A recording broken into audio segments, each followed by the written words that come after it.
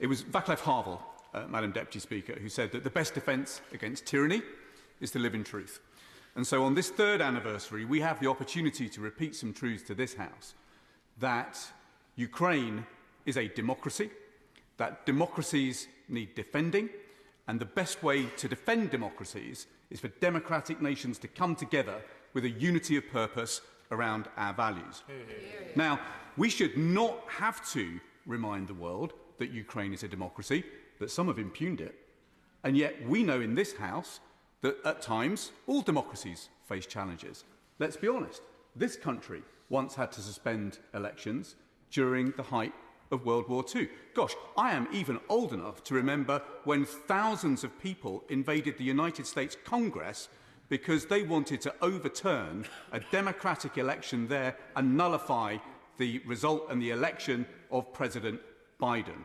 So let us be very clear, Madam Deputy Speaker, and send a message from this House that we do not regard President Zelensky as a dictator. We regard President Zelensky as a hero of democracy, and we in the West should have his back. Second, we have to remember that at times democracies will need defending, especially against dictators, especially when it comes to Russia. President Zelensky is on the front line of an effort to recontain Russia on behalf of all of us. Russia is a country that invades its neighbours time and time and time again.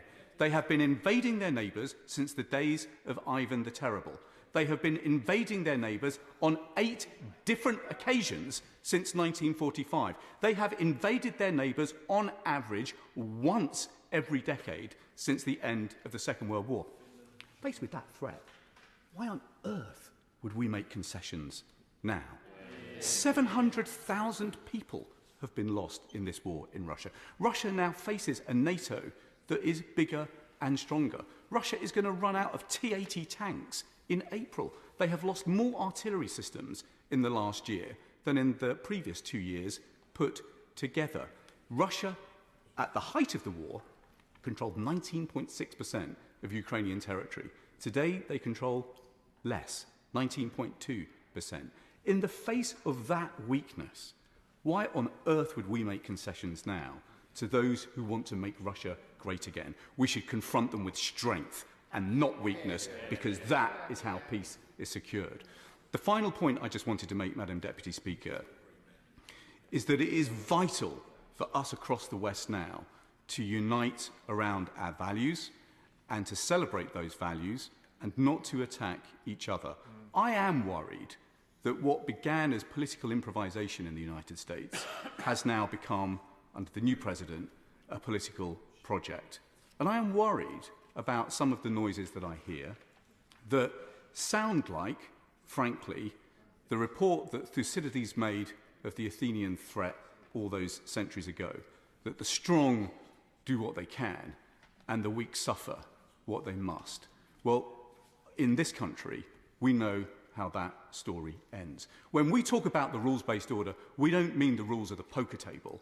What we mean is not simply the rules that we set out at the end of World War II. We don't simply believe in a rules-based order, we believe in a rights-based order. The rights that ensure our freedom, that were enshrined in the UN Declaration on Human Rights at the end of World War II and in the and in the Council of Europe Convention on Human Rights, co-authored by this country, based on Churchill's great vision of a great charter.